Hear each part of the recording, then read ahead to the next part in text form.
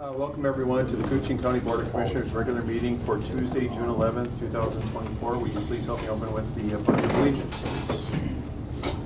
I pledge allegiance to the flag of the United States of America and to the republic for which it stands, one nation, under God, indivisible, with liberty and justice for all. Thanks everyone, and welcome.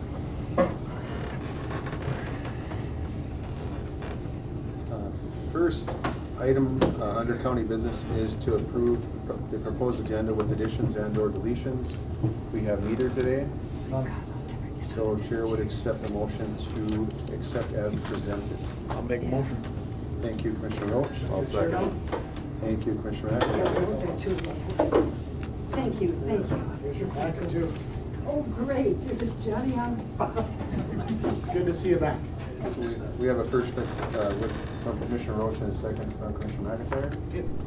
On the agenda, any discussion on the agenda? Hearing none, I'll call the question. All those in favor signify by saying aye. Aye. Aye. Opposed? And motion carries.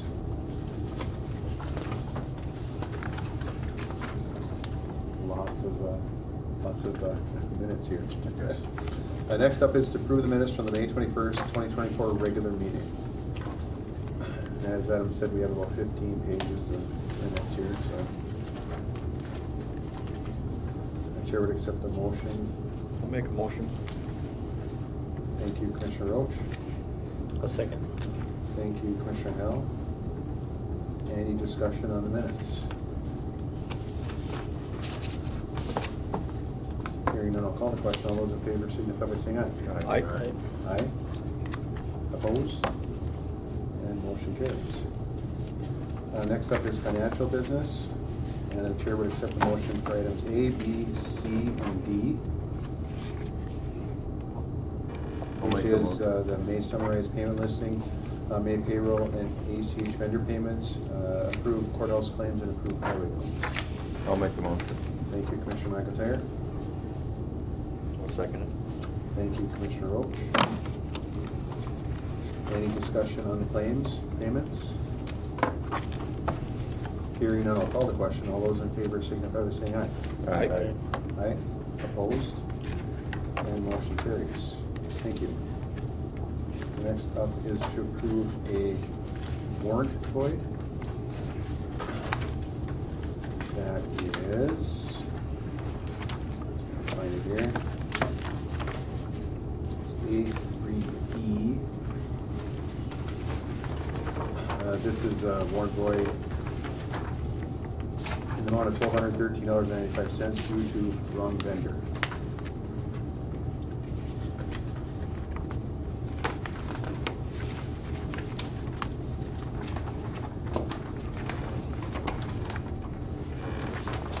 Chair would accept the motion to approve the void. I'll make the motion. Thank you, Commissioner Howell. I'll second it. Thank you, Commissioner Roach. Any discussion on the void? Hearing none, I'll call the question. All those in favor signify by saying aye. Aye. Aye. Opposed? And motion carries. Thank you. Next up is to ratify the May Public Health and Human Services warrants. And we were just a few days short of the last meeting, I believe, wasn't it? Yeah, they had to process them, but they didn't have them in time for the last meeting. We had, our meetings last month were a week ahead, so. Week ahead, so. We are gonna ratify the Public Health and Human Services warrants from probably about 2 weeks ago. Are they in the packet? Didn't get him in our packet. It's not mine either.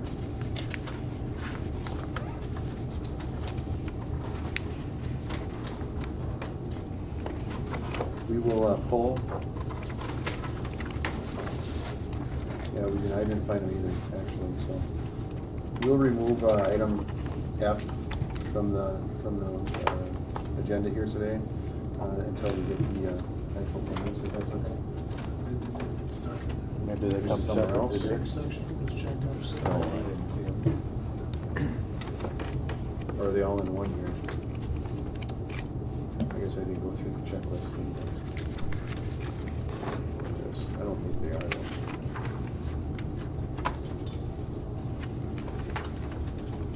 But were they in the packet? Where they sent? I don't remember. Ready?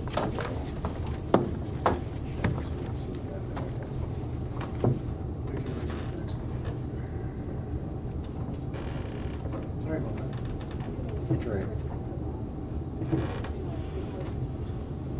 Yeah, I accept the motion to table the ratification of the May Public Health and Human Services claims until our next county board meeting next week. I'll make the motion. Thank you, Commissioner Erickson. Thank you, Commissioner Roach. All those in favor, please say aye. Aye. Aye, opposed, and motion carries. Thank you. Next up is donations. To accept donations as per statute 465.03. These donations are from July 2023 through May 2024 in the amount of $2,647 from fundraisers, $11,000 from the VFW Post 2948, $3,500 from the International Falls Lions Club, $300 from Birdies for Vets, $5,000 from United Way of Northeastern Minnesota, $3,310 from the Elk Lodge, $1,599, $2,000 from Cary Park Hockey Tournament, and $1,800 from personal donations to be used towards the County Veterans Transportation Program. So, and then further, I think these are the same. No, they're not the same. From July 23rd through May 2024, in the amount of $4,100 from the VFW Post 2948, $1,160 from the Elks Lodge 1599, $90 in memory of Roger Griffin, and $3221.13 from personal donations, also to be used towards the Koochiching Warrior Initiative Veterans Lodge. So there's two separate items there, and lots of donations from many different entities. Certainly very much appreciated for all these donations. This is great. This is awesome. It's fantastic. And thank you to those mentioned there. With that, we do have to accept these. I would accept a motion to accept donations as presented. I'll make the motion. Thank you, Commissioner McIntyre. A second. Thank you, Commissioner Howell. Any discussion on the donations? Again, thank you. Hearing no further discussion, I'll call the question. All those in favor signify by saying aye. Aye. Aye. Opposed? And motion carries. Next up is Human Resource, Brian Johnson. Greetings, Commissioners. Howdy, how you doing? Doing well, yourself? Good, good. You have a few notices and a couple of approval, or one approval here, it looks like. Yes, sir. All right, well, welcome. Thank you. You go ahead, and if you want to introduce yourself a little bit. I have not met you yet, so we're kind of letting you settle in. We're going to ask you, we got a question test for you here today. Oh, great. Everybody gets a question, we're going to ask you, and we're going to see if you know. No, we're not going to do that, but welcome if you want to introduce yourself and give us a little history if you like. Yeah. Recently, I was at the hospital for over 2 years doing HR there. Before that, I moved to International Falls during the pandemic, during 2020, where I worked at Washke's and then eventually became Ekman's. Before that, I grew up in the cities. My dad's originally from here, lives out on the lake, Dale Johnson, one of three of them here. And my parents retired out there, so I've always loved being up here, and I've always wanted to move, and me and my daughter moved here, and we've been glad to be here ever since. Most of my background has been in the automotive industry. I grew up in the cities. I became a service advisor there, then moved to Rochester, became a service manager, assistant manager, fixed operations director for various different dealerships. But yeah, I've been here and I did a career change and I've been loving it ever since. So yeah, thank you for having me. Yeah, welcome. Good Thank to you. hear. So jumping into the business, you have, we can just start off with item A, notice of promotion. Yes, notice of promotion, Ranisha Sari, current case aide, has been selected to fill the vacant eligibility worker position. Her start date in the new role will be June 17th. We're also requesting approval to open recruitment for case aide vacancy as a result of the promotion. All right, so we're looking for approval to recruit for the case aide vacancy as a result of the promotion. Make a motion. Thank you, Commissioner Roach. I'll second. Thank you, Commissioner Howell. Any discussion? Hearing none, I'll call the question. All those in favor, signify by saying aye. Aye. Aye, opposed? And motion carries. Welcome to Bernice, or congratulations, I guess. Yeah. And next, you have a notice of hire of temporary transfer station labor. Yep, Michael Barr was hired as a temporary transfer station laborer effective June 3rd for the temp hire policy. And there is no vacancy with that one, though? No. Okay. So disregard the approved to fill the vacancy under item B. And this is just a notice of hire, and welcome to Michael. Next you have we have up is a approval of employment separation of E901 correction officer. Correct. So we're seeking board approval to accept the resignation of Brandon Stevens, E911 corrections officer, and to post a replacement position. Right. Wishes of the board. I'll make the motion. Thank you, Commissioner McIntyre. I'll second it. Thank you, Commissioner Roach. Any discussion? Hearing none, I'll call the question. All those in favor signify by saying aye. Aye. Aye. Opposed? And motion carries. Thank you, Brandon. And notice of hire. Yes, we hired two seasonal temporary laborers effective June 3rd, Mara and Haven Pelland. Okay. And they're at the highway department here, it looks like? Correct. Okay. Excellent. No, we need no motion on that? Okay. And then next up, we have a notice of hire of two permanent part-time E911 corrections officers. So this one was, we hired Maya Gilbertson was hired for a non-permanent part-time E911 correction officer effective June 6th. Okay. And welcome to Maya. Right. Anything else? That's all I have. We're all good? All right. Thank you. Thanks, Maya. Nice to meet Thank you. you. Nice to meet you.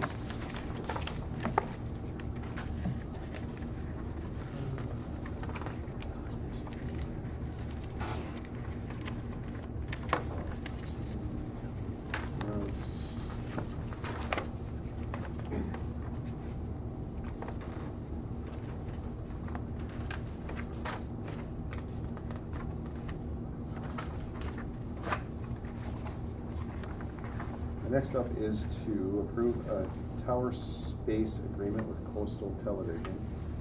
And this looks like this is for the tower that is on the Van Lynn Road, I believe, looks like. And we are to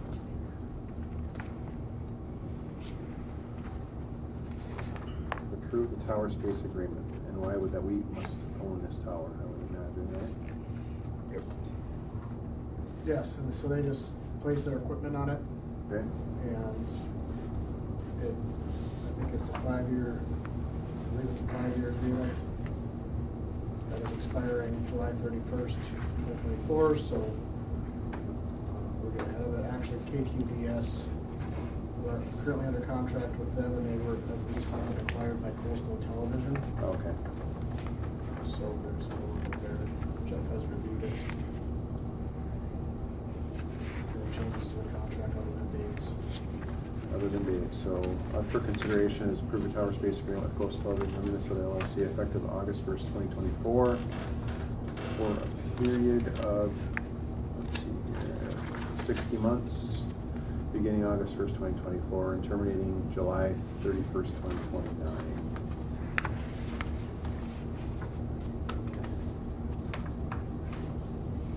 You have the option to extend this for 20 more years. Right? With the option, is that, That's the way I read it. That's a long time. That's 24 years, right? 25 years. yeah, this would go for, I think, an internal review after 5 years? Or would they have to reapply the license after 5 years? Is that long as they comply with the terms, licensee has the option to extend the agreement for 4 additional 60-month terms. Okay. So internal option to approve 4 extensions of 60 months. So yeah, after this 5, it could be another 20 internally without having to have approval of this. Is that the licensee, that means they have the option? They have the option.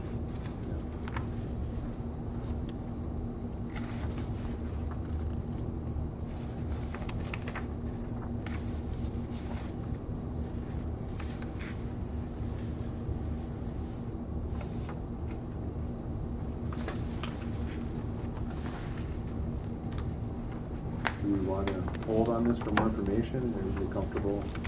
I'm actually a little fuzzy on this myself, seeing as how it's a 5-year lease. If it's just a transfer of ownership license, it looks like. Well, it's, the new company has signed the new one, so yeah, that, Okay. but the old contract had the 20-year extension as well. Okay, 'cause I've never seen one of these here, not that. First time through as well. That long, so, yeah. So this would be something that's internally taken care of at the end of the 5 years. So this is basically, a 25-year agreement here. That's a long one. I don't have any idea, but I know that's a long time. A lot of things change. Yes, we do. The attorney has looked at this. I mean, they don't have exclusive rights to the tower? Exclusive? Yeah, No. no?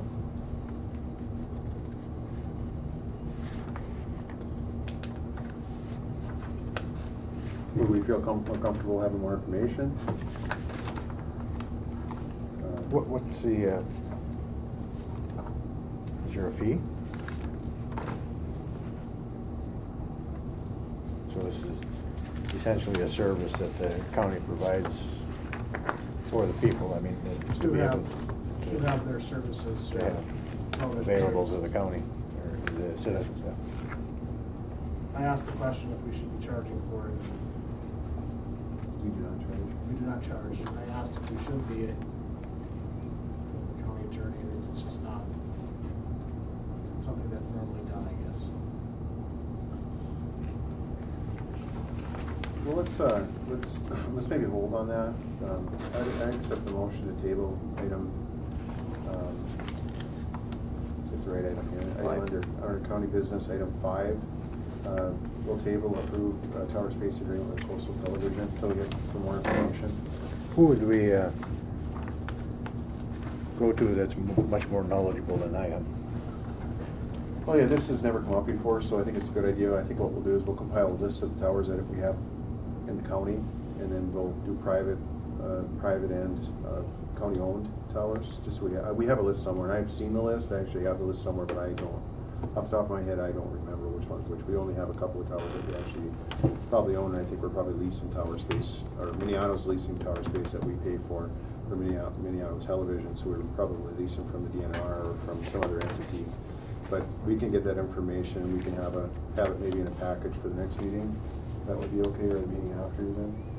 This doesn't start till July 31st, so we have a little bit of time here to take a better look at it too. So I feel more comfortable, and we'll kind of all be on the same page. We can get everything compiled.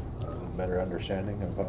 Yeah, I would feel better about that myself too, and I apologize for not being more versed on this. I didn't see it and I didn't ask the question, so my apologies for that. I wish I could explain it better, but I cannot. Make a motion table until next meeting. Thank you, Commissioner Roach. One second. Thank you, Commissioner Howell. All those in favor of tabling, say aye. Aye. Aye. Opposed?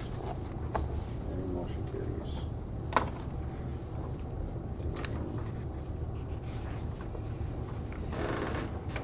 Next up is to amend board meeting schedule.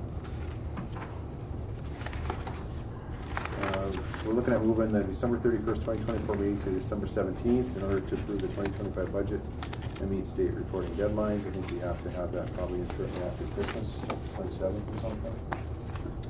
Yeah, our second meeting based on the second, fourth Tuesday fell on the 31st. Okay. Based on Christmas Yep. being the normal Tuesday, so we had to extend it out, but it didn't make sense for our approval process. So, It's the only change we made based on our committee of the whole discussion. right. last month. So for consideration is to amend the 2024 Koochiching County Board meeting schedule to reflect changing the December 31st, 2024 meeting to December 17th, 2024.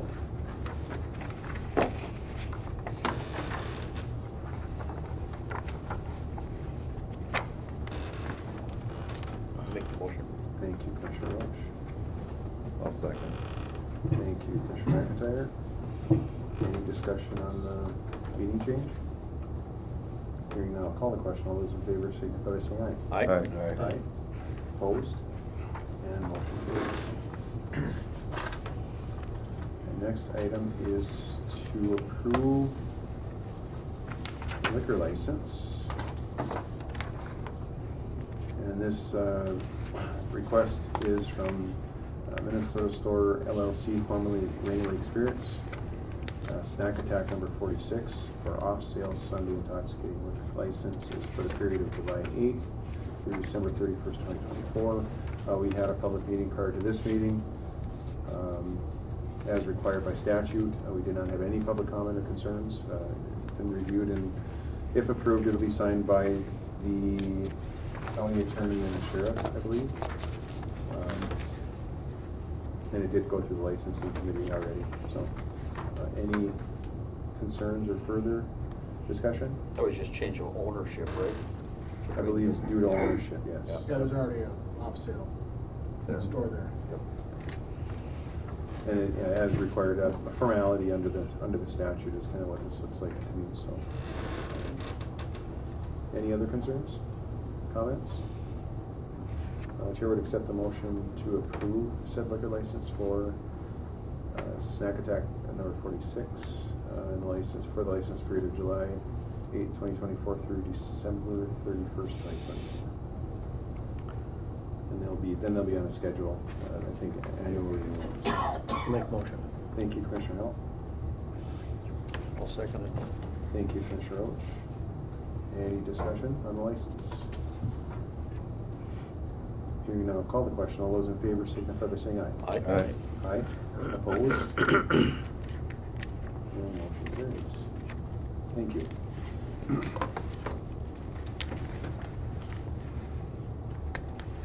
And next up is to consider approval of court-appointed attorney proposals. And I know there's been a lot of effort put into this, Adam.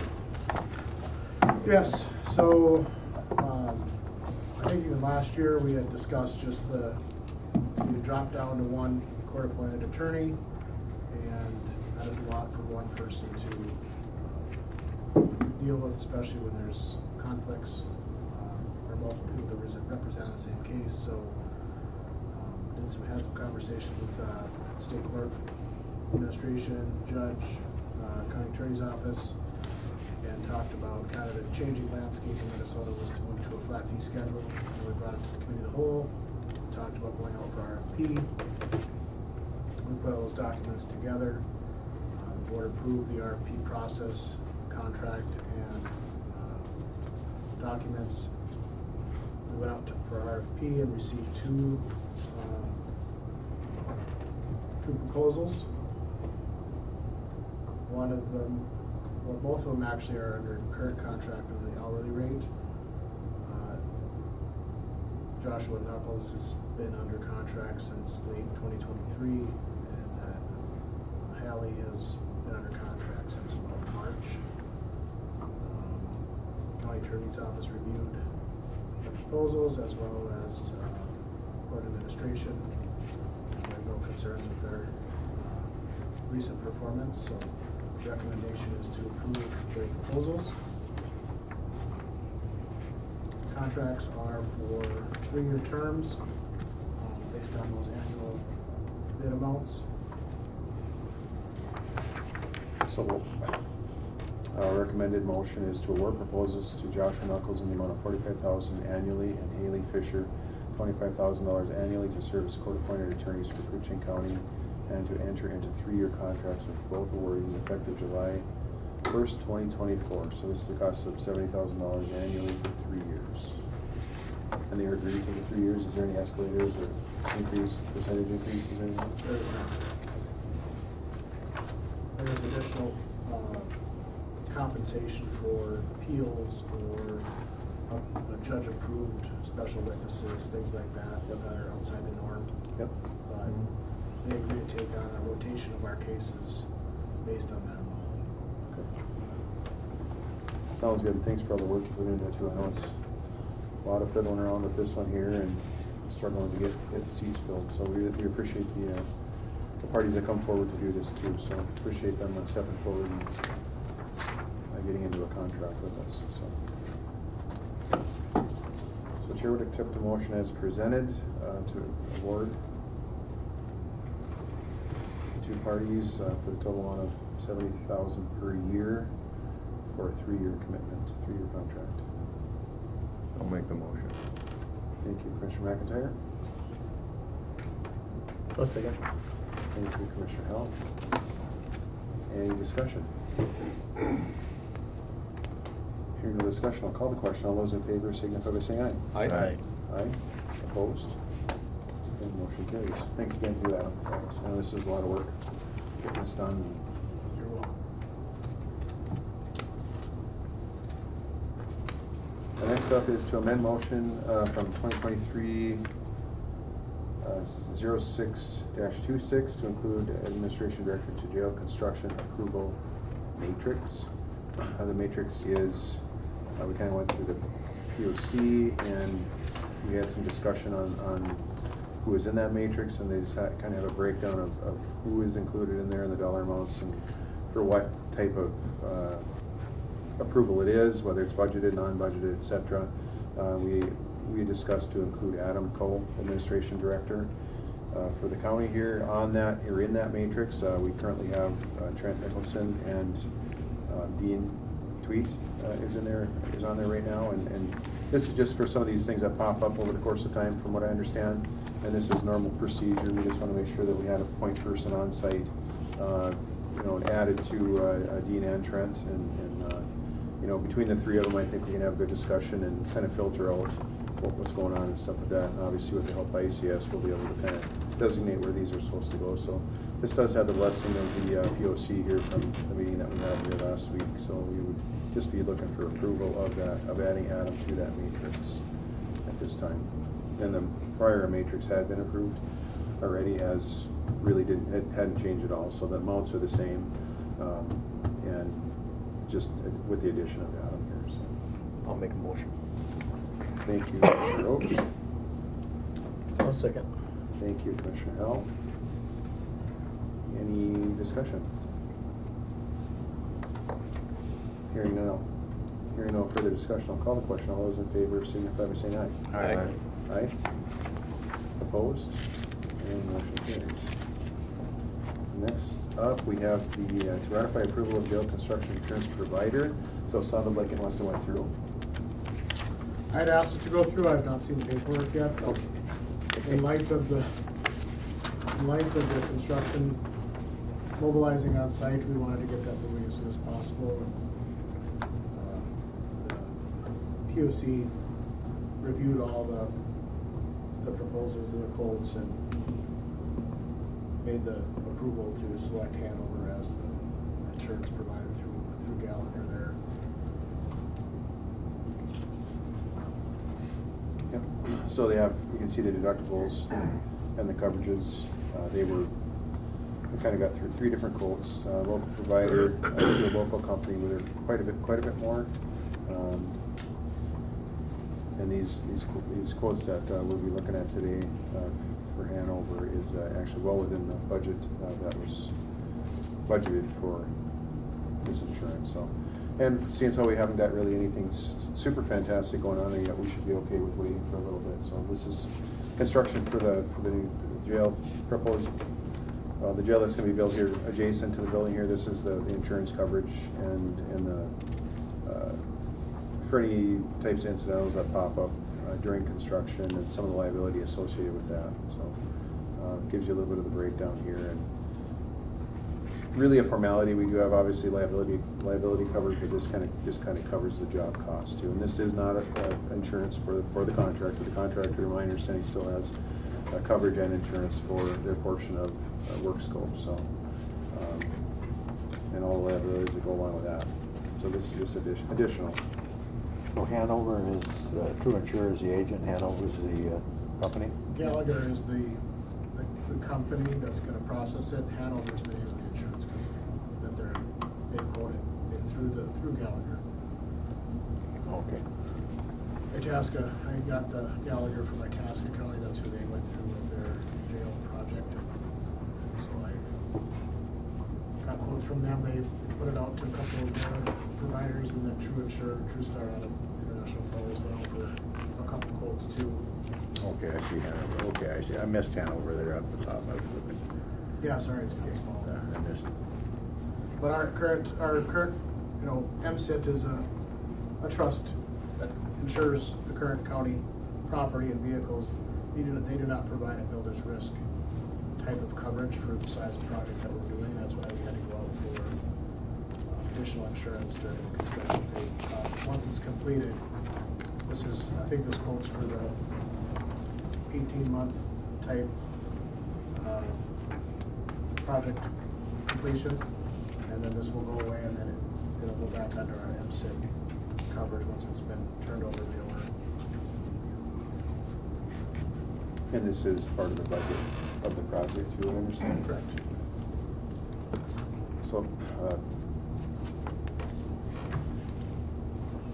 recommended action is to ratify the selection of Hanover Insurance Group to provide builder's risk insurance coverage for the duration of the jail construction project as approved by the POC on June 4th, 2024. The financial on that is $30,631 estimated for length of construction. Now we prorate it based on actually the length of the project, so if it's done sooner, we'll prorate it. If it's longer, we'll prorate it out.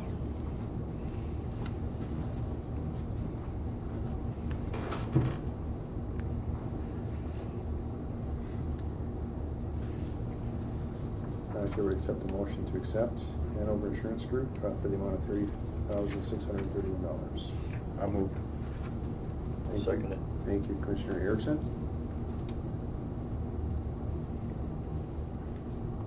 Thank you, Commissioner Roach. Any discussion? Hearing no discussion, I'll call the question. All those in favor signify by saying aye. Aye. Aye. Opposed? And motion carries. Thank you. And next up is consider approval of Ron Intertech proposal for site testing for jail construction. And if I don't mind, I'll maybe pick on Justin for a second. Yeah. Just to kind of go over, get a good handle on, yes, please, come on up. And this is something that the county has to pay for, I understand, as part of this project. Correct, And- yes. But it is obviously part of the budgeted project for the jail construction, but aside from bidding. So we didn't necessarily bid on this here. This is basically a testing. Yeah. That we want to do.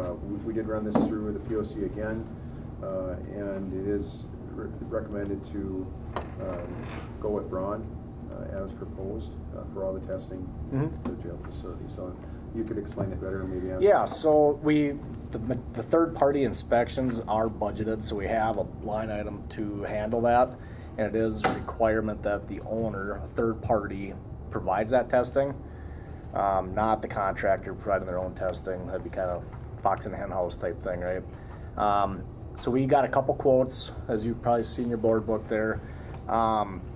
Really important to look at unit prices as opposed to overall what they're estimating.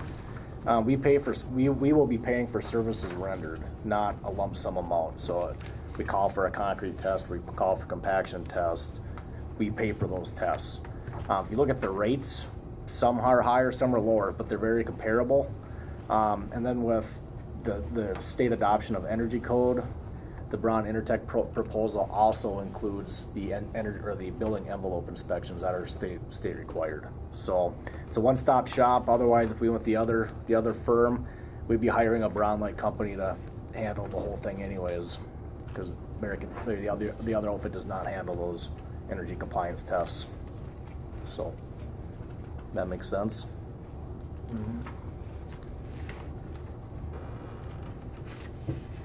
So up for consideration is to consider approval of Braun Intertech proposal for special inspections of materials testing for the jail construction project as recommended by ICS and the Project Oversight Committee.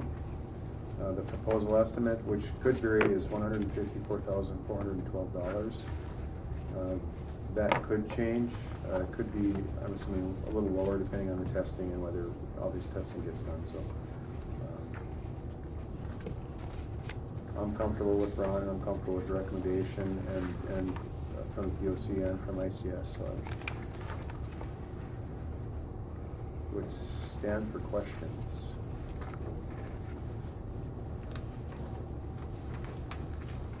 Well, what types of testing will they be doing? Just for kind of a little bit of a rundown.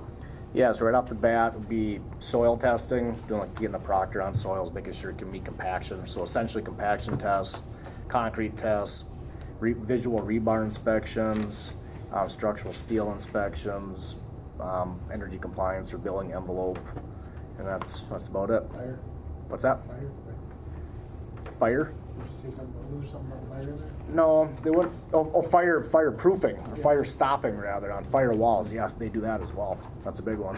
Thanks, Adam. Yeah, masonry. And, testing. and masonry. Yep, masonry testing, grout, prisms. Yep. Do they have to be requested, or are they on site? Well, so we will be. Yeah, we'll have to request them or get them scheduled. Between the contractor and us, we'll get those scheduled. And even past state inspections, we have to have those third-party inspections prior to that inspection, to the state inspection. Quality control, basically. It's quality control is what it is. Yep. Great way to put it. That's what it is.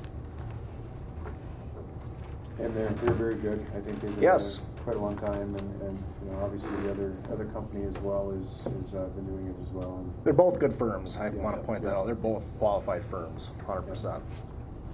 so I don't know that I shouldn't say that there's probably no shortage of work here. No. So No. there's lots of stuff going on around town, and that's good to see that. So hopefully they can both have an opportunity to get some of that work. So. Yep. Any further questions for Justin? Hearing none, wishes of the board. Make a motion. Thank you, Commissioner Roach. Go second. Thank you, Commissioner Howell. Any further discussion? Hearing none, I'll call the question. All those in favor signify by saying aye. Aye. Right. Aye. Opposed? And motion carries.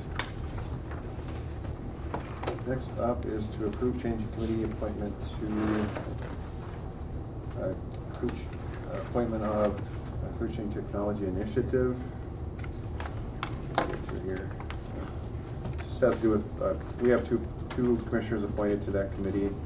And for quorum purposes, on that committee, we'd like to reduce that to one commissioner and an alternate commissioner, is what we'd like to do. That's the big and little of that. I think Commissioner Erickson and myself are that committee. Currently I'm the sitting member, and under this proposal as, obviously, if you ever want to show up, you certainly can. That's not the end of it. But for quorum stuff here, it just be nicer to have one less person listed within that committee. You get too many people listed in there, and you got to have 7 or 8 people to make a quorum, and it gets difficult to make that quorum sometimes too, especially in the summer, it seems. I don't believe I've made the meeting yet, but you find out in a big hurry that when meetings are scheduled, it's usually 3 on the same day. Yeah, that's just, if you get a chance, and anytime anyone commissioners want to go along, that's any one of them, or any one of you are welcome to, of course, but it's just for their ease of paperwork and be able to kind of meet their quorum. And that's all it is. We still want you there if you can be there. They're doing a good job. So the issue or the deal is to approve changing Commissioner Erickson to an alternate.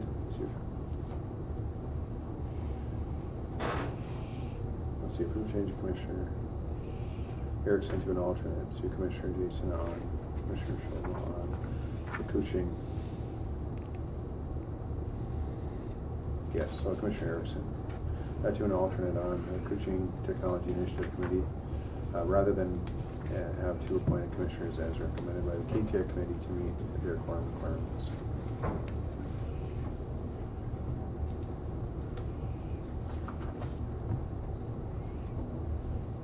Chair would accept the motion for that approval. I'll make the motion. Thank you, Commissioner Roach. I'll second. Thank you, Commissioner McIntyre. Any discussion? Hearing none, I'll call the question. All those in favor signify by saying aye. Aye. Aye. Opposed? And the motion carries. You're up. Next up, Sheriff's business. Good morning. Good morning. Good. So did the Stone Garden grant, a little over $147,000, no matching funds. The City of International Falls will help work part of it. The DNR, Minnesota DNR is included in here, but they withdrew abruptly last year from the previous grant, and they're not going to work this one either. But there's such a process with the federal government to get this grant approved and going that it doesn't make any sense to start over. So we'll just be working between the two departments, that the funds that were set aside for the DNR. So looking at probably close to $12,000 in equipment for each department. So then plus obviously the wages and stuff. So Sounds good. This is an annual agreement, or annual grant, I guess. yeah, this is so it's labeled FY22. That's kind of the operational periods are a year and a half usually, roughly. So we're just kind of behind, but yeah. Well, it's nice to see a brief description of what's going on too. So that was nice to read that. I guess I hadn't maybe read it before, but I read it this time. So it was kind of cool to see that and all the work that goes into it and extra time and stuff too. So Yeah. So right. So up for consideration is to approval of fiscal year 2022 Stone Garden grant agreement. Make motion. Thank you, Commissioner Howell. Second. Thank you, Commissioner Roach. Any discussion? Thanks for doing all the work on this too. Yeah, thank you. Curtis Turbin does most of the work on the application, so I want credit to go to Curtis. He's been doing it for years, and it is a big headache and it is a lot of work, but he does a good job on it. So Well, thank you, Curtis. We all appreciate that. John appreciates it too, it sounds like. So, and I know we all do appreciate it, and it does get us out there and gets us gets more coverage and more visibility, and that's always nice. Absolutely. But, so any further discussion? Hearing none, I'll call the question. All those in favor signify by saying aye. Aye. Aye. Opposed? And motion carries. Just need a quick signature, Mr. Chair.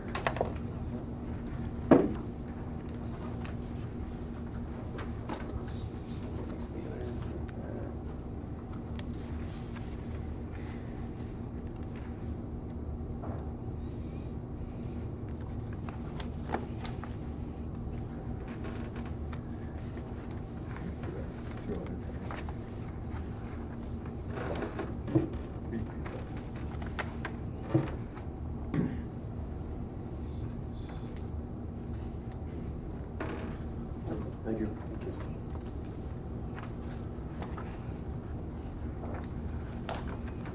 And next up is to approve changing jail position from part-time to full-time.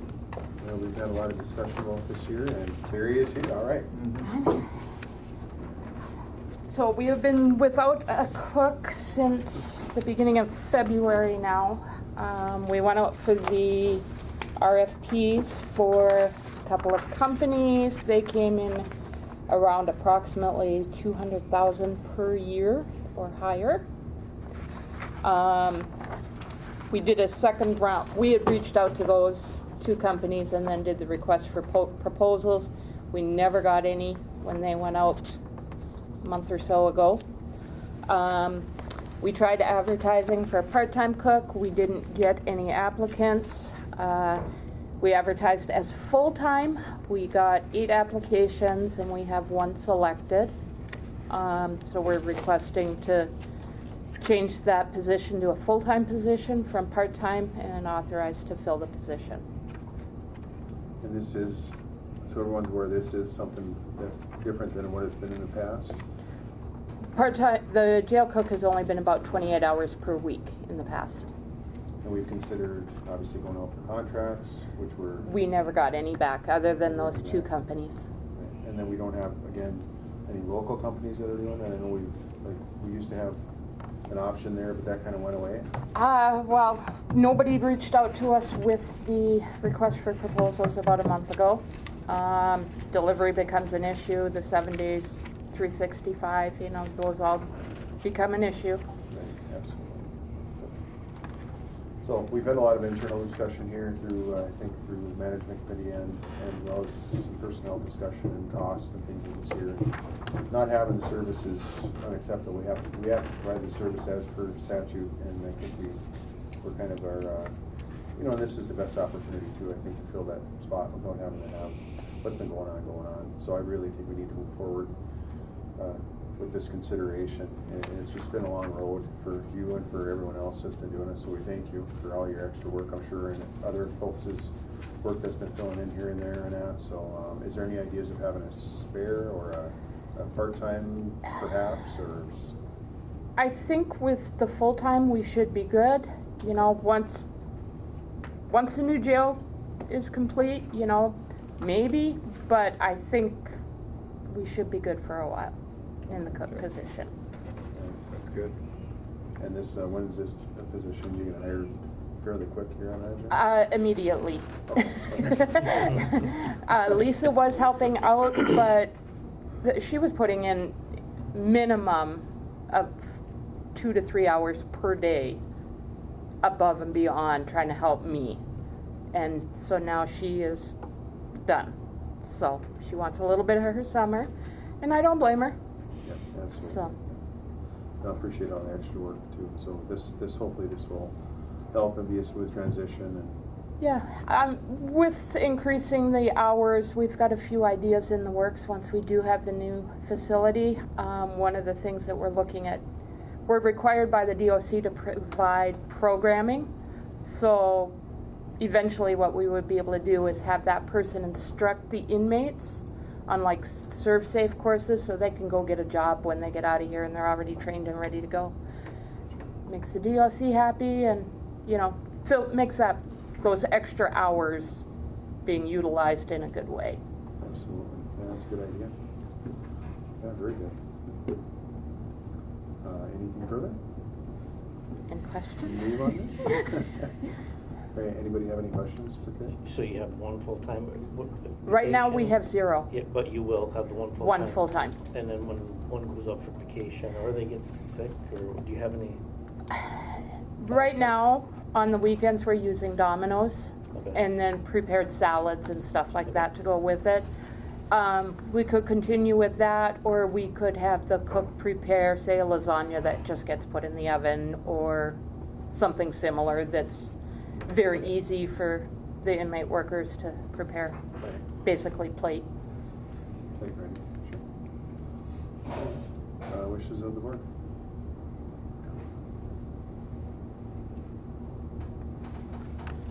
Need a cook? I'll make the motion. I'll second. Thank you, Commissioner Hill. Thank you, Commissioner Erickson. Any discussion? Well, thanks for everybody hanging in there. It really is a big deal, so really appreciate that. Like I say, hopefully this will work out good, and welcome to whoever that person is. And Seminoles. Yeah. Thank you. Nelson, Yep, thank you. All right, any further discussion? Hearing none, I'll call the question. All those in favor signify by saying aye. Aye. Aye. Opposed? And motion carries. Hi, Nathan. Hey, good afternoon, good morning. Yeah. Good afternoon. Yes, kind of throwing us for a week today. Adam, he's starting us at lunchtime, so he's started out hungry, gonna end hungry. So, and we just have a repurchase request? Yeah, so this is the first item is just a simple repurchase request. We've done a few of these lately, so this would be for repurchase of recently tax forfeited property, lots 3 and 4, block 2 of plat of Holler's addition to Koochiching. So one of the former owners, they have paid all the delinquent taxes and penalties that had accrued, so we're just holding that, waiting for board approval, so. No, that's a great opportunity again. I know Yeah. that we've had a few of these here, and it's really good to see the property get back into the original owner's hands if Yep. possible. So, I would accept the motion to approve the tax forfeited property repurchase request. I'll make the motion. Go ahead.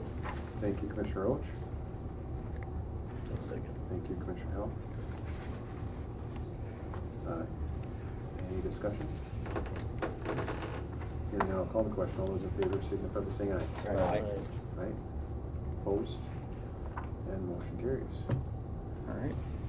And now we have some grant monuments. Yeah, so this is, we've talked about this in the past, so we submitted earlier this year, we submitted for a state grant for a public land remonumentation grant. We put in for 2 separate $300,000 grants. We were awarded one of those. Like many of these grant opportunities, there's more need than opportunity out there, but we were fortunate enough to get one of those $300,000 grants. So a big part of that is actually having a crew or crews go out on the ground and actually, look for that original survey evidence and remonument it. So we've identified the township. It's in the southwest part of the county, near North Home. It's Township 151, Range 26, and we're looking to approve this professional services contract with KLD, who they have done plenty of this type of work for other counties like Clearwater and Beltrami County. So this will take place if approved over the next couple of years. And then part of our plan too is we're going to send out postcards to all the property owners in that township, just making them aware of that this project is going on. And then if the crew needs to go in across private land, they're part of the contract stipulation is that they try to make contact with those landowners as well. So Is this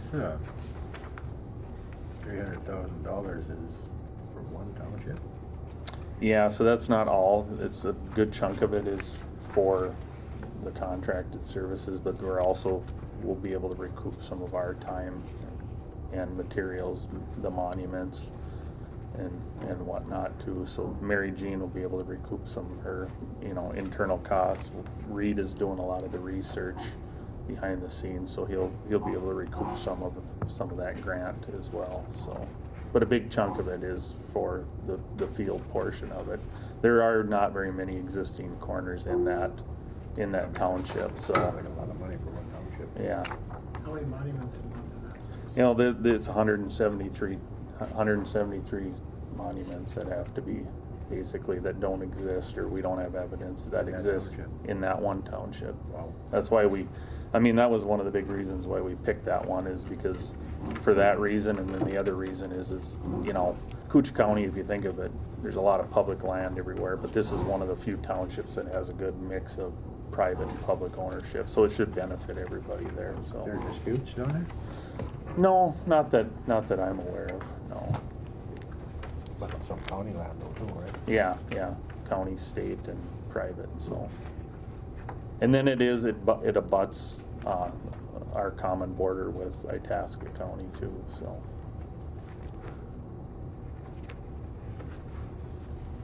Any further questions? It's going on all over. And the other counties are doing it, so. Yeah, it sounds like, how many normally would be in a I guess it depends on the property plan, I imagine, but. well, each section should have was there 16 in each section if they're all there? No, there's 8 perimeter corners. Yeah. So if you're just doing the perimeters, yeah. 8 times 36, so, Oh, yeah, that's what it is. yeah. 200, 300, what's the 300? Any other questions for Nathan? Oh, you're doing the 40s. Okay. Oh, we'll be doing quarter corners. Quarters? Yeah. Quarters, yeah. Mhm. And they'll be commencing this summer, you think? They're kind of Yeah, early? soon, so they basically have 2 years to get this done, so 2 years. they want to start as soon as we can on it, so. We've already ordered the monuments and whatnot, so. That's cool, that's interesting. You'll see some interesting things out there. Yeah, it'll be interesting to see how much original, when they originally did the survey in the late 1800s, it's, they used wooden stakes basically, so it'll be interesting to see how much of that original evidence they can turn, so. Little yellow tags nailed on trees here and there. Yeah. Yeah. What are the new monuments? Just drive Those- a stake in the ground? What's that? What will they do? Yeah. So they will set an actual iron cap monument, and they have to take a survey grade GPS point on that too. That's all part of the grant requirement. So we will have that forever, essentially.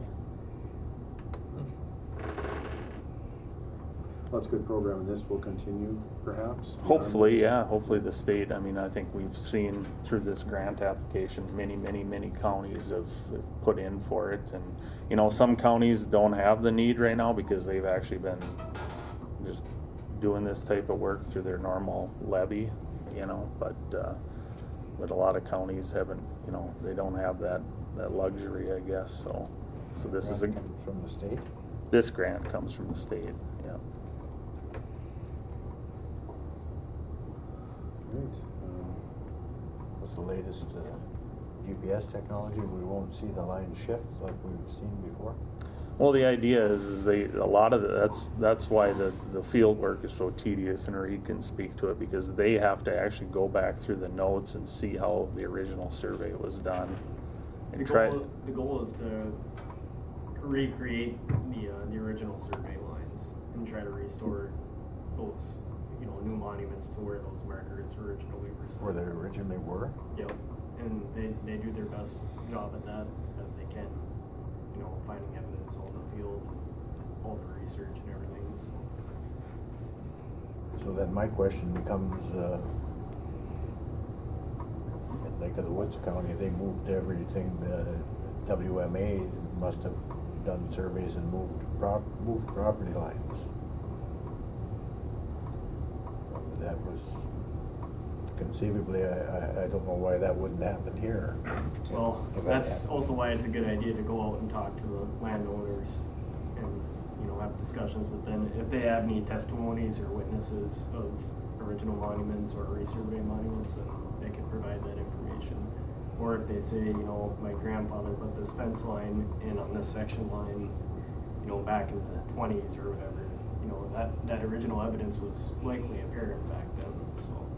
And we also have, township roads and county roads too, that were built, back in the early 1900s that were used with original evidence as well to build them. So we kind of have pieces of the puzzle here and there scattered throughout the township to help put everything back. So. But if I could test to that, except today's method says the line is over here, what happens? That would be a discussion with the county surveyor. He would then make a determination if that is the correct place, or for his opinion, if that's the correct place to have that line or not. Yeah, as like Reed said, communication up front is key on this, and that's where a lot of this effort in the field goes, is to trying to unearth, any of that original evidence. And there's going to be corners where there is not going to be anything out there from that original survey too, but they're pretty thorough about trying to dig up whatever they can. So. And you say you have a lot of communication with landowners. I think that's important. Yeah. It's very important, Yeah. Right, yeah, especially if there's private farms and Right. logging operations going on and everything else. But I would expect that back in, when these were set, though, that things aren't quite as accurate as they are today. No, what did would you guys turn up on this township? They ran it, was Bob saying they ran the one line, township line, like a couple different times? Yeah, the easterly township line was run, I think, 3 different times originally. You know, you had the original where they set all the corners along the line, and then they also had the township to the east. They set all of them corners along that line, and then a guy came back and retraced it in the late 1800s and says, well, I'm just going to set each corner for new corners for closing corners at the same time. So he set all the standard corners and closing corners for the townships at the same time on the same line, which is not a typical thing that you see. So that's part of the reason why that we have more corners in this township than if we were to do a different township, because of the way things were all set back then. Yeah, I We think have to- when have to use them corners. when we originally picked this township, we kind of wanted to look at one that would have, you know, a mix of ownership, but we didn't really know. We knew there wasn't a lot of corners, but we didn't know that it was going to be as challenging as what it maybe is going to be. So My thought was just that so they get set and then they don't have to be reset. yeah, You know. yeah. Because it's like I said, there was people over there. We've owned this land forever, but all of a sudden my deer stand is on WMA. Mhm. So I'll say something else about that. That company, KLD, they have been doing work in Clearwater and Beltrami County for about 20 years now, with Bob, our county surveyor, overseeing that work, and they've never had any issues with any private landowners. Well, that's good. That's 20 years straight, so I mean that gives you an idea that they'll probably do a good job with Yeah. landowners. No, I'm not questioning. I'm just I only want it done once. So. Yep, exactly. Yeah. Oh, that's good. Well, that's good. That's good to hear that. Good to be out talking to folks too, because I know that's important to, obviously important to landowners, as Yeah. we found out in the past. When Oh, things yeah. change. You know, 6 inches to a foot here, you know, that's really not a big deal, but when you start going, you know, 15 feet by a couple of 80s long, that's a big deal. So yeah, it's Yeah. definitely does make a difference. So appreciate taking the time to talk to all the landowners too. And thank you, Reed, for being here. From Any further questions?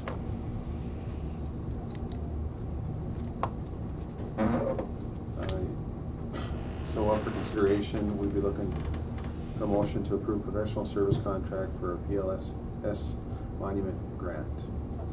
Moved. Thank you, Commissioner Erickson. Second. Thank you, Commissioner Roach. Any discussion? Hearing none, I'll call the question. All those in favor, signify by saying aye. Aye. Aye. Opposed? And motion carries. All right, thanks.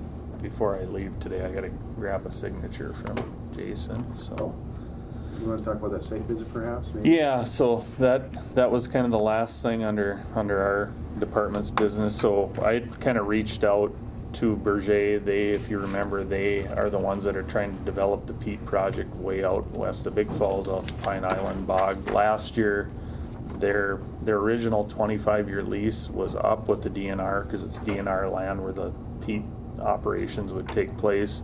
The original lease was up, and there hasn't been much movement over the years on it. So they DNR re-upped their lease with kind of some more milestone stipulations in it that they have to hit certain milestones, or the DNR may be able to take that lease back. But anyway, I was able. We went down, we had to testify in front of the state's executive council, the governor and whatnot, in support of renewing this lease, and actually got to meet a gentleman from Berger, and I just mentioned, I said, hey, I said, when you kind of get a chance and when we get a full county board, could you come and give us an update on kind of what you foresee in the future for that project? So that's where we're at now. So they are they are in the process now of trying to renew their Army Corps of Engineers 404 permit for that site. So that basically allows them to do work in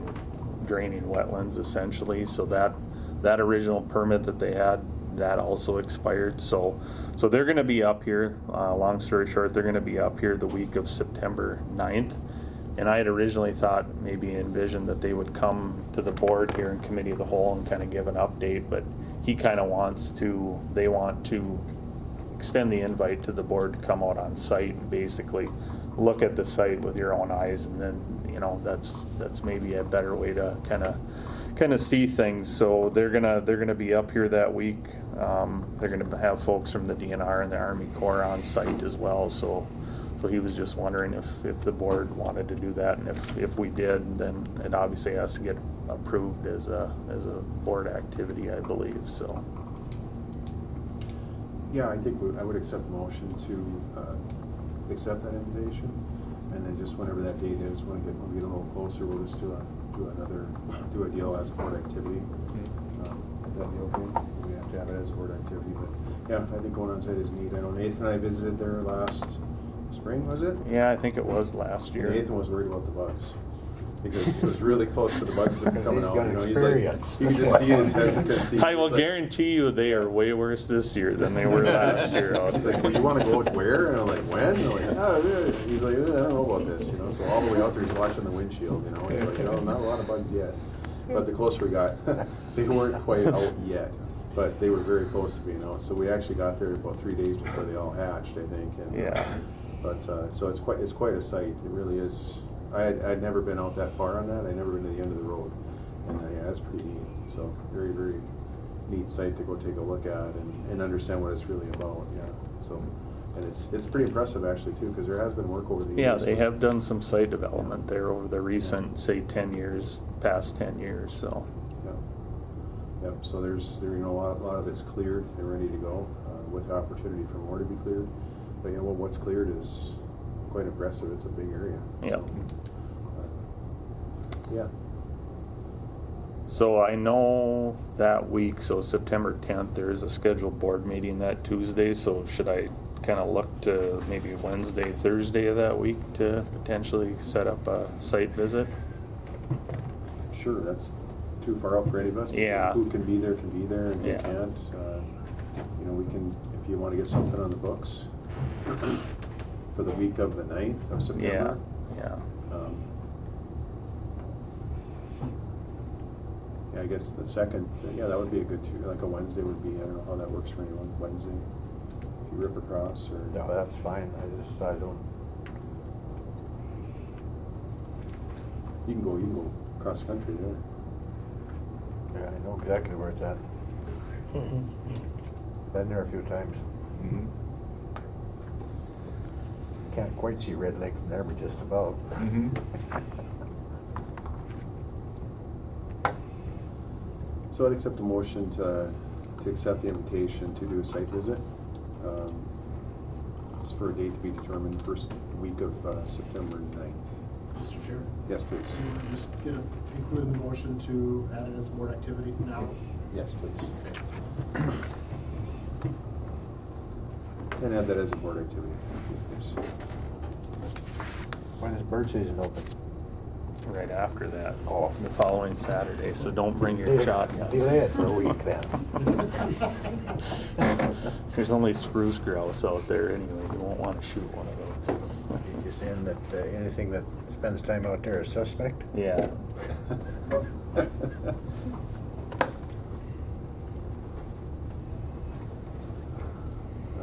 Would accept the motion. I'll make a motion. Second. Thank you, Commissioner Hill. Thank you, Commissioner Erickson. And thanks, Nathan, for Yep. lining that up too. Appreciate you testifying as well. Yeah. I know you drove 6 hours for 2 minutes. That was interesting. That was the same day that they were gonna take up mineral leases between the SR Steel and Cliff. So that was interesting. It was a full house there. And you were before that, right? We were right before that. Right before that. Yeah. So. Good thing. Thank you, Nathan. Yep. Thanks. Thank you. Hearing no further discussion, I will call the question. All those in favor signify by saying aye. Aye. Aye. Opposed? And motion carries.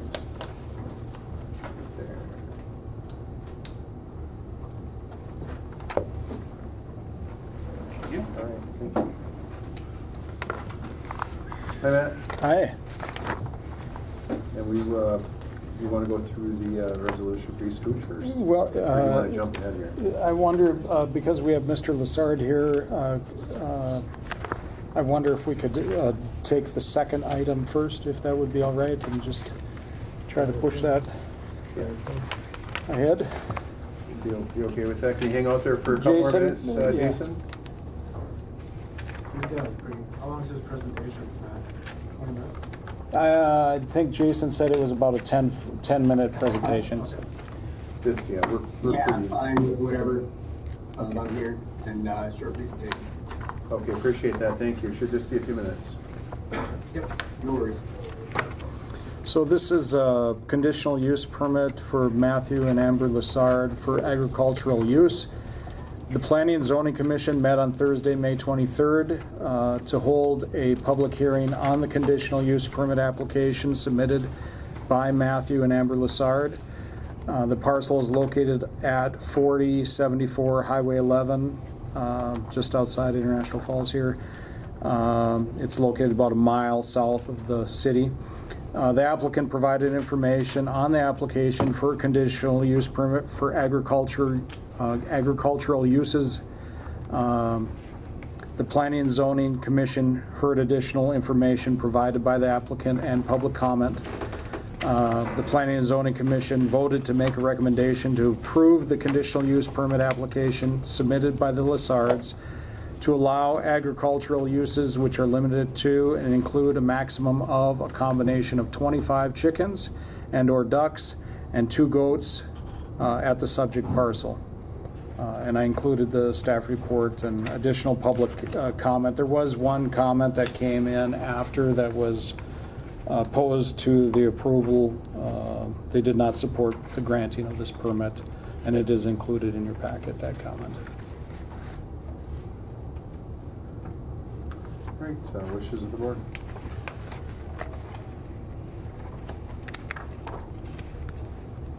Would you like to say anything, Matt? Come up if you'd like.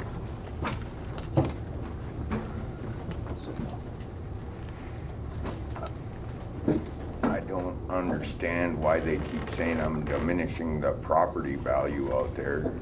I understand the mess. Well, we're here. We went through the planning and zoning and stuff here, so now we're up for consideration as approval what planning and zoning committee approved, with additions and/or deletions here as well. But you know, generally speaking, we consider the recommendation from the planning and zoning. So as they presented and as Matt has presented. So I'm not, you know, obviously we want to be considerate of people's comments too. But you know, ultimately, it's. All I would like added then, I would like to be able to get a turkey in with my 25 birds. I'm not asking for no more than that. I think you asked that at planning and zoning. Yeah. And it was not added to the motion. The motion made was not, did not include turkeys. Right. They included the chickens and ducks and goats, I believe, right? So, but that is a consideration as well. I don't know a lot about this type of poultry, so. Combination of 25, this is what the Combination of 25 chickens and/or ducks and 2 goats at the subject parcel. So that's what the Planning and Zoning Commission recommended.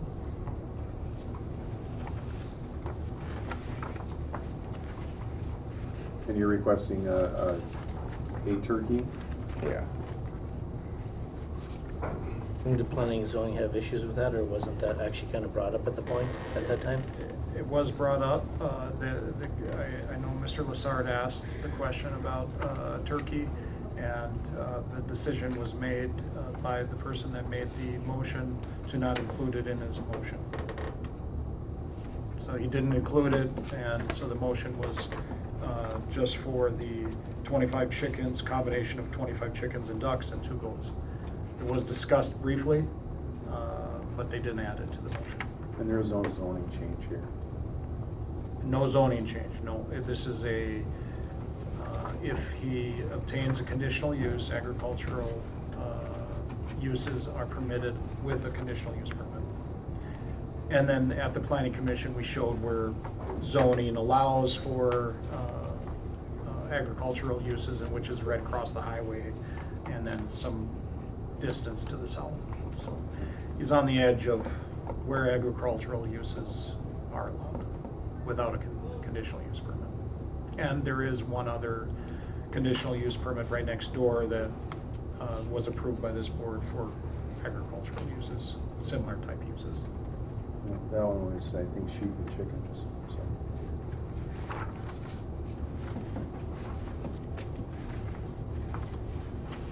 Any other questions for Matt? Thank you, Matt. Any questions from the board? Concerns?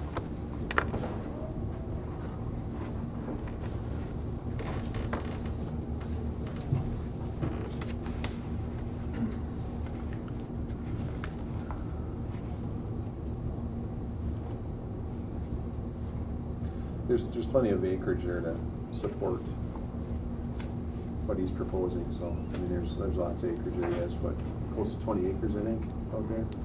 So, maybe not all of it is usable, but there's a good portion of it that's usable, so.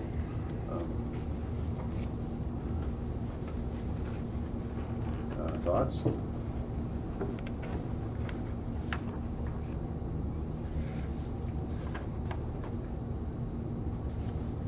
I'm not sure what the issue would be of having one turkey.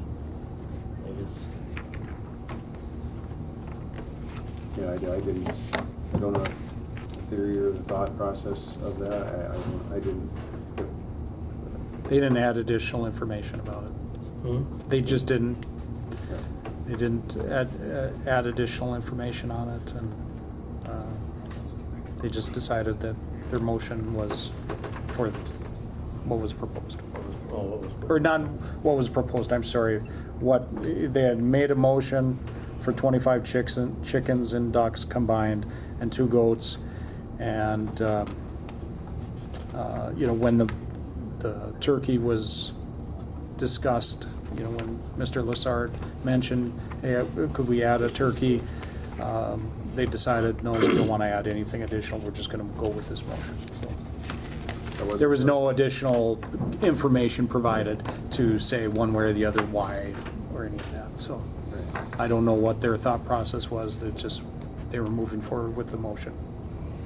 I think we just approved a conditional use permit next door there, didn't we? For chickens and whatnot? We did, yeah. But that one didn't have turkeys, right? Or did it? No. I don't think so. No. Chickens and Yeah. and what? Sheep. Sheep. Yeah. There was discussion about, keeping it on your property, and Mr. Lessard is working on building a fence and working on all those things, so. The wild turkeys are coming anyway. I seen one yesterday morning flying and They're across the everywhere. road. Right, so. Not by my place, it was a little farther west. So I guess I saw one by Little Fork. some of the questions here are will the proposed use conflict with the intent of Koochiching County Shoreline Management Ordinance or any other applicable rules? It does not. Will the proposed use cause any unreasonable adverse effects on adjacent properties? Unreasonable being the key word there. Like Matt said, I think just up north of this property, there is a property that was granted chickens and sheep. A very similar request here. Will the proposed use substantially diminish property values within the surrounding area? I don't know that we could necessarily say that. The properties are valued at what they sell for, and we're going to get into that here in a little bit, the Board of Equalization. Next is, will the proposed use impede the normal and orderly development and improvement of the surrounding property for uses predominant in the area? It's not within any city limits, so there are different uses that are allowable out there within the ordinance, and this is the process to get there. And next, is the location and character of the proposed development consistent with the desirable pattern of development? Again, just adjacent to this property, there's a property granted a conditional use for chickens and sheep. So, with reasonable fencing and I don't see any issue with it at all, honestly. It's pretty straightforward. Me either. But just keep in mind those questions when, when you're thinking about a motion for approval or not, what that means, so. But yeah, where I think this is the right process, Matt went the right direction with it and took the time to get a permit and get a conditional use application in front of everyone and went through that process. And Matt's office done all the legwork on gathering all the information, so I guess I would turn it over to the board.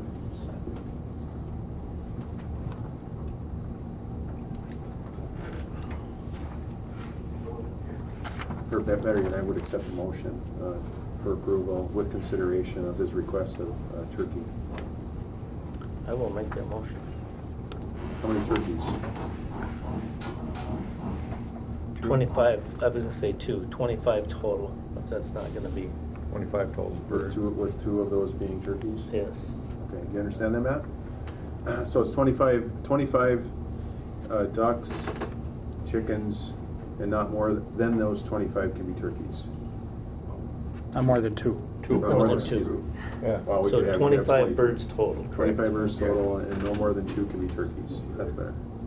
Cool. Okay. And that's the motion. Thank you. I'll second it. Thank you, Commissioner Hell. Thank you, Commissioner Roach. Any further discussion? Hearing none, are we okay, Matt, with that? That's the perfect motion. It was a motion, approved. Seconded. First and a second, hearing no other discussion, I'll call the question. All those in favor signify by saying aye. Aye. Aye, opposed, and motion carries. All right. Thank you. So do we want, Jason, we have 8 minutes. Do you think you can do your presentation in 8 minutes? Just to get them started? Absolutely, not a problem. Okay. All right, pull up my screen. All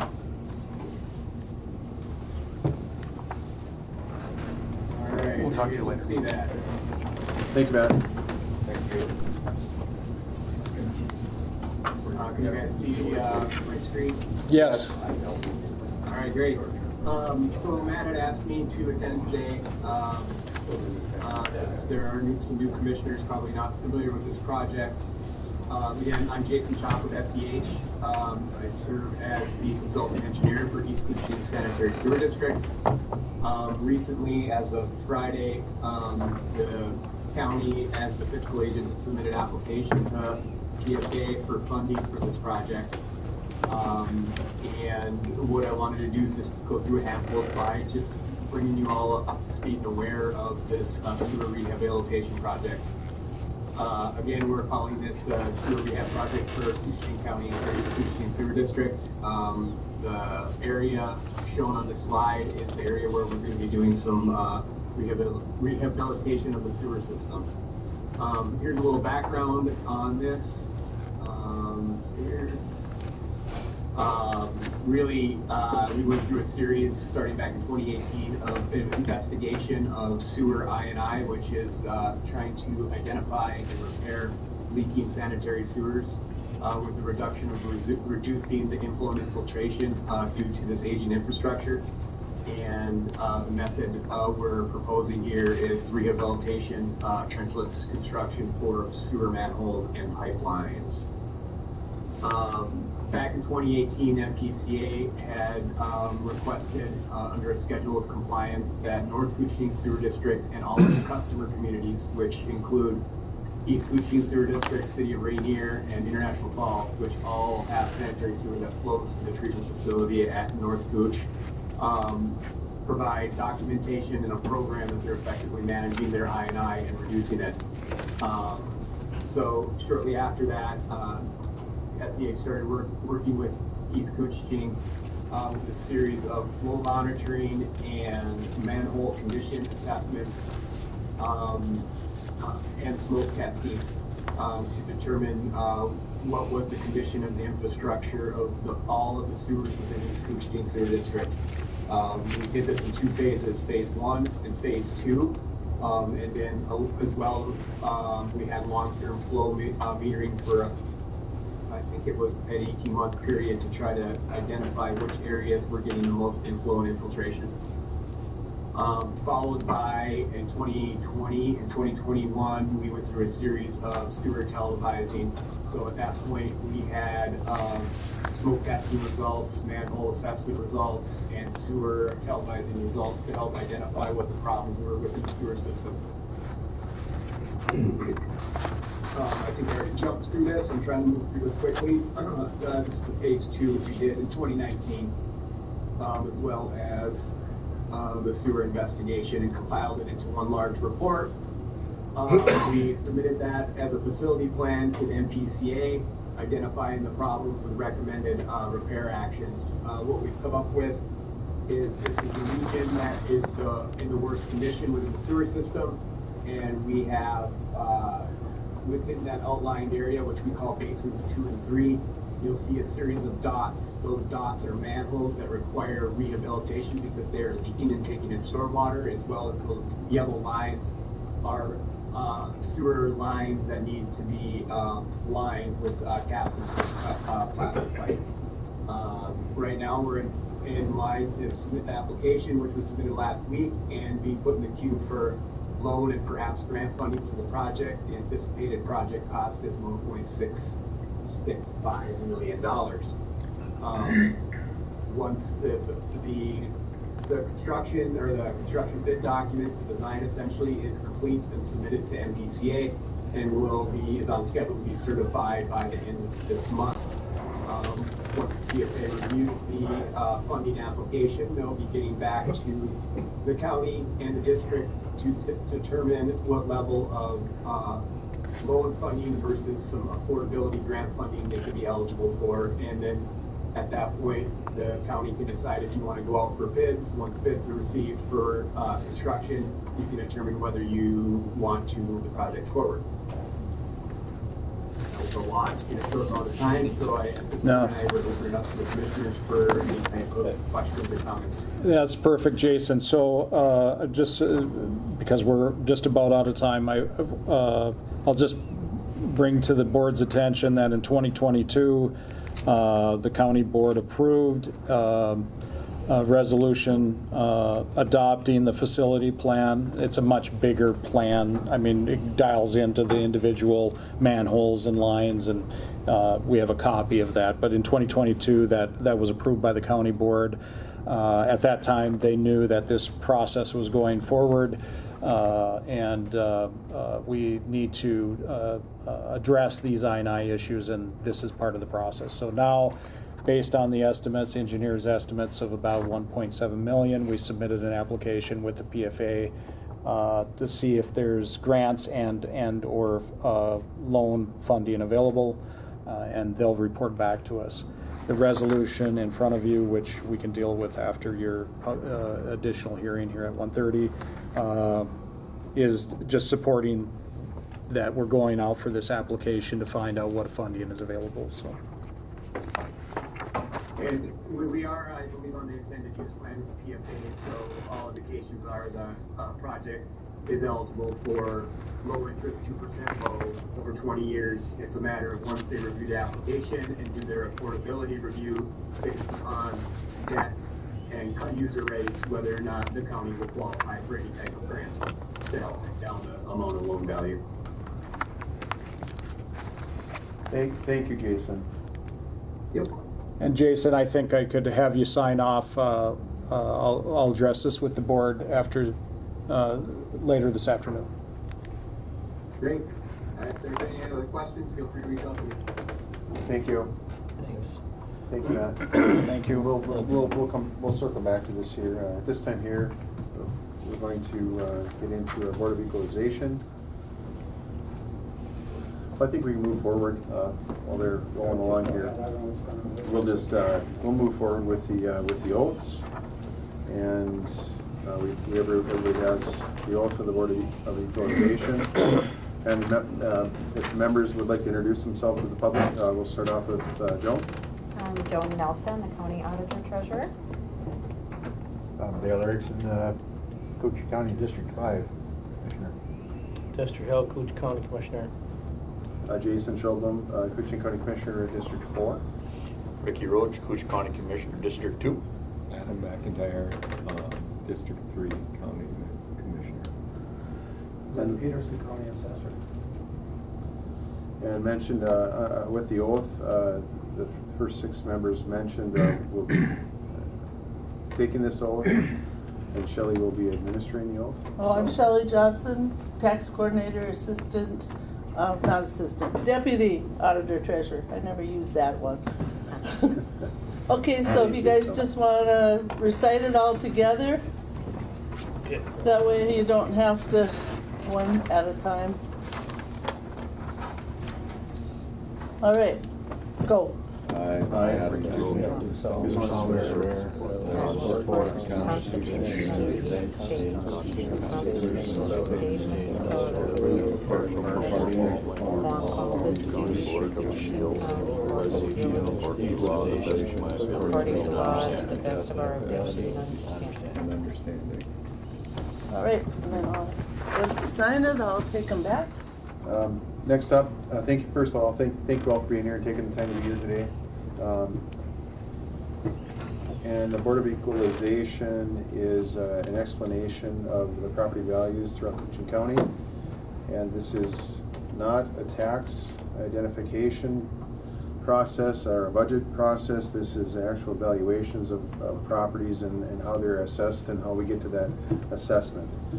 It's a process, it's an annual process, and we do a lot of work throughout the year annually as required, and then the requirement says that we are to process all the valuations throughout the county, and then we kind of compare and see where we're at. So these assessments that we do are aside from the actual assessments from sales. So the sales get adjusted upon the actual sales. So the sales of these properties in certain areas are kind of what determine the values of those certain areas. Now that does not go countywide, that goes section by section or plat by plat.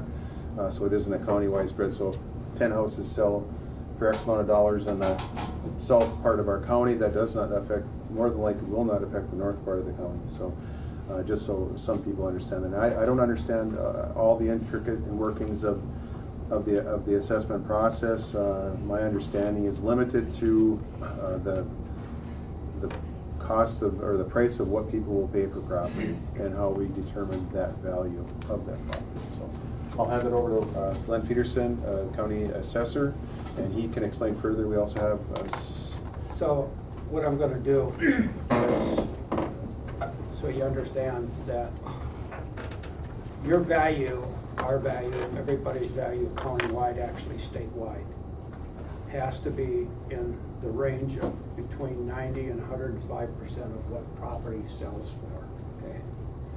And so what decides, we do a sales ratio study every year. This is Department of Revenue's.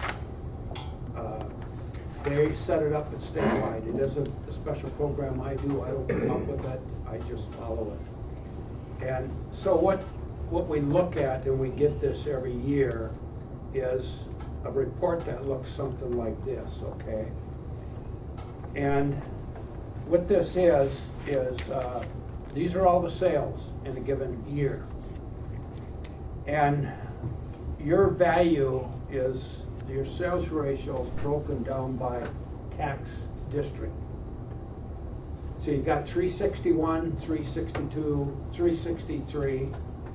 You got commercial, industrial, you got land, and you got International Falls, Rainier, Little Fork. Each one of those has its own study.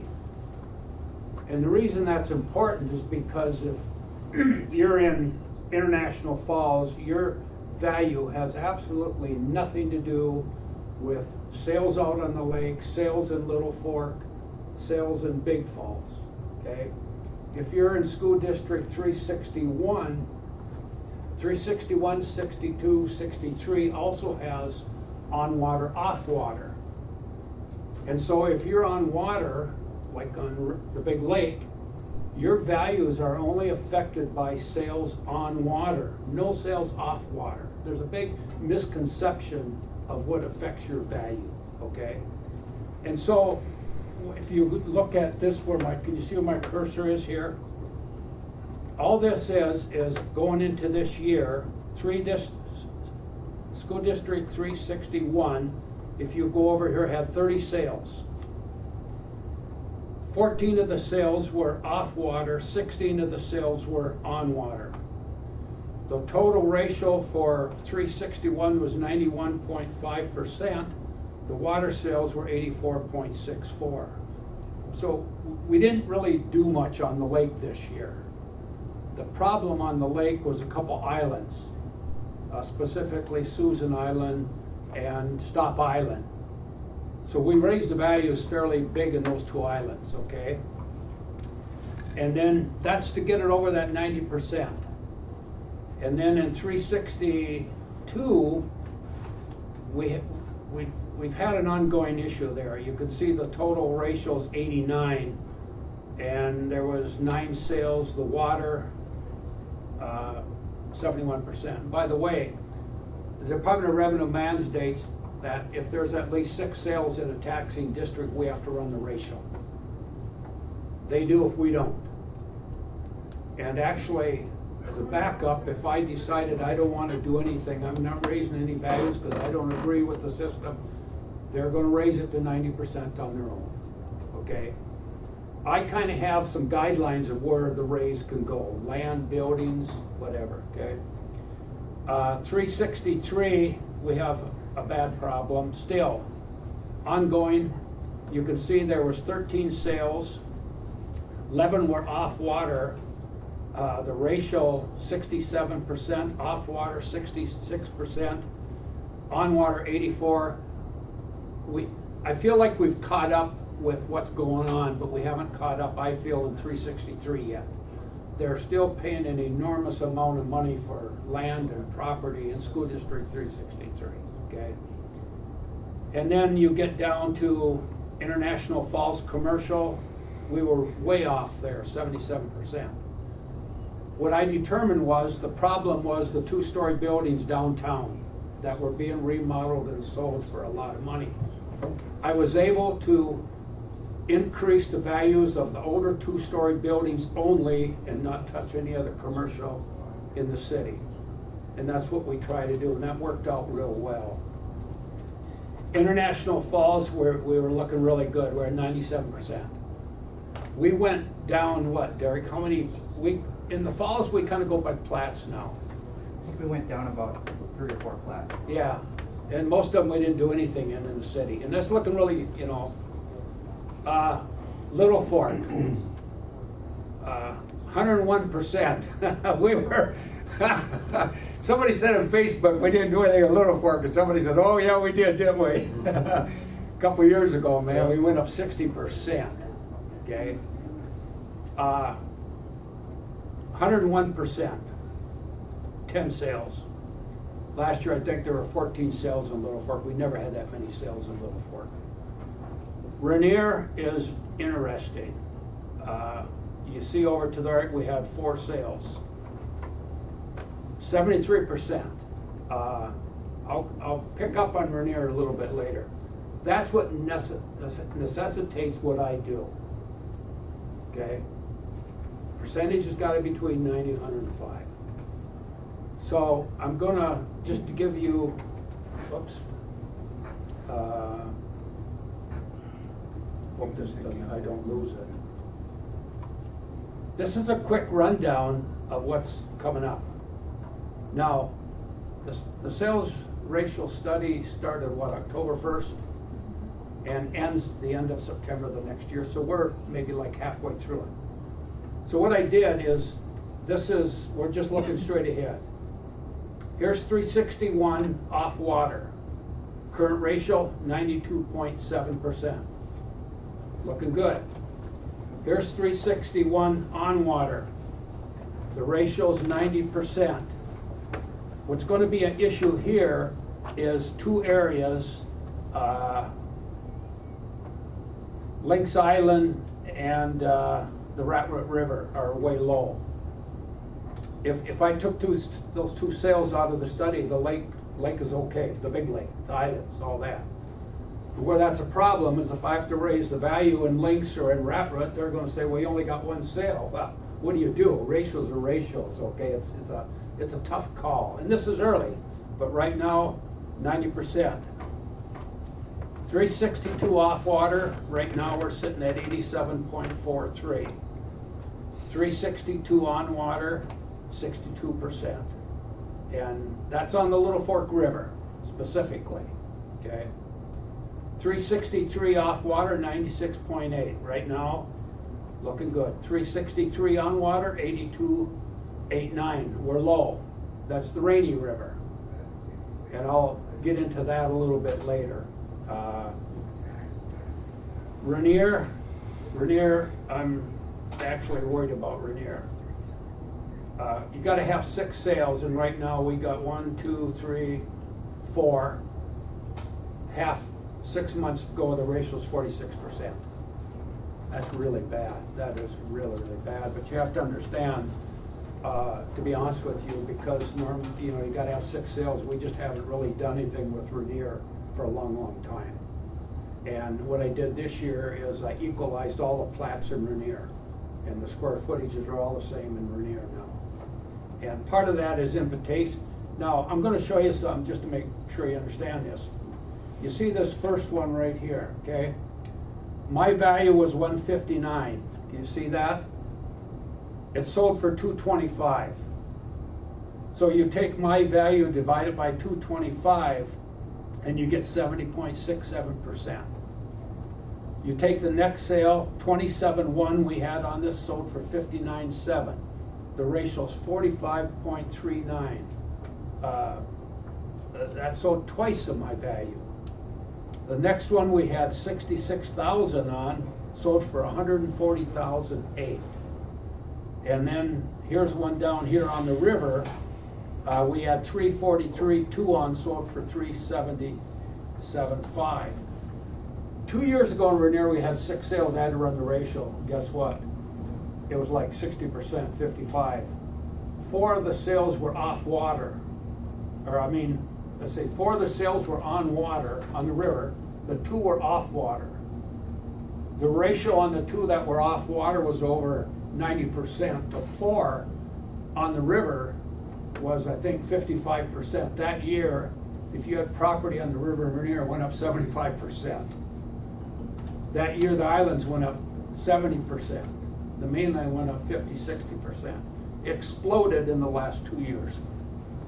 And the biggest criticism I really get is, why did my property go up so high? And it's based on sales. And up until the last couple of years, there really hasn't been a lot of movement. If we raise value, 5%, 10%, now we're going up 60, 70, 75. It's crazy. It's just absolutely crazy. And that's going ahead. Just to give you an idea how we do that, it's all math. You take the sales, and when you take, let's say, 10 sales in the taxing district, and you figure the ratio, then you take the median ratio, which throws out the high and the low. And what's left, I have to adjust values to get it to over 90%. That's how that works. And like I said, this year, 360, Derek, 3.2, you guys? We didn't do much in the falls, we didn't do much in the lake, we didn't have to touch Little Fork. We're struggling in the rural areas. We had to raise small acreage. Small acreage theoretically is any acreage under 40. And the reason we raised it is because of what property is selling for. And in the past, we've kind of hit the big acreage, the 40s, 50s, 60s, 80s. And we didn't want to do that this year. Some areas we had to, but by and large, we hit the small acreage on that. And so every year it's a new study. Things can change overnight. And I think what's going to happen in Rainier next year, if we get the sales, is what's happened everywhere else. It just finally catching up. So any questions on that? Okay. That's all I have. Thank you, Len. And at this time, any questions for Len from the board? How do you, specifically along the Rainy River, there's road right-of-way that takes away a lot of, do you assess? That's a tough question, because generally speaking, if there's major roads or whatever going through property, we will deduct an acre, 2 acres. It's hard to do because we don't always know the right-of-ways. And sometimes the properties don't go into the right-of-ways, sometimes they do. We don't really know. We don't have, your county roads can be different than your state roads, your township roads are all different. You know, we kind of look at it on the map, and if we think there's encroachment by a road, in fact, for instance, somebody will call up and say, you got me at 38 acres, I got 40. And I look it up and I say, well, you got 40, we're charging for 38, we back 2 off for a road. And they're really funny, well, I want 40, I got 40, they don't quite get, but we try to address that when it's really clear we should back out, we do, yeah. We have no way of going down, and in our GIS system, the lines aren't accurate at all, so there's no way we can measure right-of-ways and all that kind of stuff on there. I have a question on the airport hangars out there. How do you Well, that's, if you've got a question on that, you're gonna have to wait till it's your turn to address that, okay? Any other questions from the board? And the values that you assign to these are transactional evidence? I mean, where do you get the values? For what? For the sales, like you say, the 40 acres, and let's say it's a sale. Do you get It's all that based on sales. Report, the number is reported to the recorder? No, we have our own way of analyzing sales. We study every sale there is. I mean, if you're talking 40s. No, for instance, if I sold 40 to Jason, how do you know what I paid for it? We get, our certificates of real estate value on every sale in the county. Comes into our office, what they paid for it, what it is, what our value was, and all that, yeah. They have to file a certificate of real estate value when you sell property, and we see those. I've seen them, but I know people that don't give that number, do they? Does everybody give the number? They pretty much have to. I mean, I don't deal in that end of it, but we get copies of every sale in the county in a month. It's a stack, whatever, on the sales. And we look at them. And that is, when there's a sale, all I look at is the adjusted price, because they back out private property and all that kind of stuff.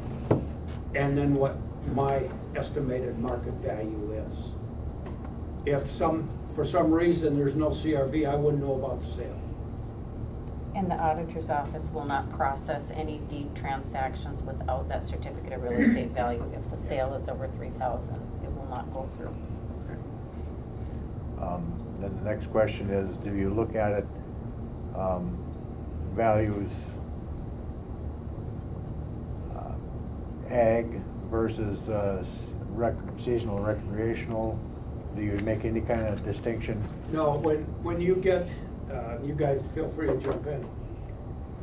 When we get, for instance, all sales off water 361, we don't look at, is it a 2-story, 3-story, 1-story, hut and shack, how much land, none of that matters. It's my price, purchase price ratio. We look at property every 5 years, okay? It's mandated that we do a quintile inspection every 5 years. That's when we look at your house and we say, okay, we're calling this a 1.5 story, a finished basement, da, da, da. If you're not happy with that value, that's the time to come in and say, I think you got my home overvalued, okay? When we throw a ratio increase on sales ratio, it goes on everybody, okay? And what happens is you have to understand we're mass appraisers, not private. I used to work for Bill Torst, if anybody knows him. Private appraiser. Go get 3 comps. No way I can get 3 comps in every house in the whole county to put a value on it, okay? Absolutely no way. But what we do is we have the style of the house, we have the year it was built, the condition it's in, then we put a value based on the square footage. And those values are different, whether it's a 2-story, story and a half, story and 3/4, finished basement, not finished basement. Land is valued as if vacant, no building on it. Okay? Almost all the land now is equalized in all the cities, and what I mean by that is you give me a plat in International Falls, Little Fork, whatever. Everybody in that plat is paying the same amount per square foot. Never used to be that way. So we equalize all that. We've done that out on the lake and everywhere else, yeah. So when we look at your house in 5 years, we take pictures, we measure it. The appraisers over there, are there changes? Did you put a new roof, new windows? Value can go up. I'm not going to get into it, it's too complicated, but there's the age the house was built, and there's what we call an effective age. And when you have a computer, you have to put an age in the computer to get a value. Well, if a house is built in 1940, I can't put it in 1940. It's got a 40, 45-year longevity. It's going to be on the ground. If you don't paint it, you don't roof it, you don't do anything, it's going to fall down.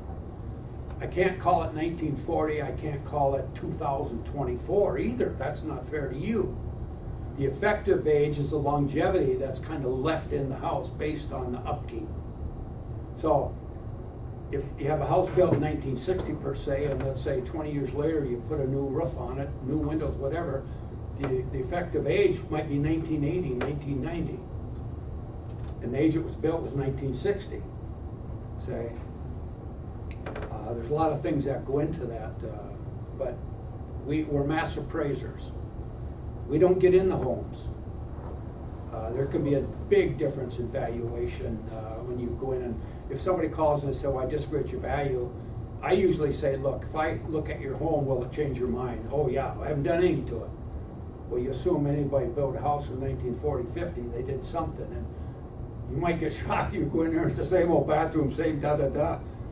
You know, they got to reduce the value. All those things go in there. But it's mass appraising. We're not perfect.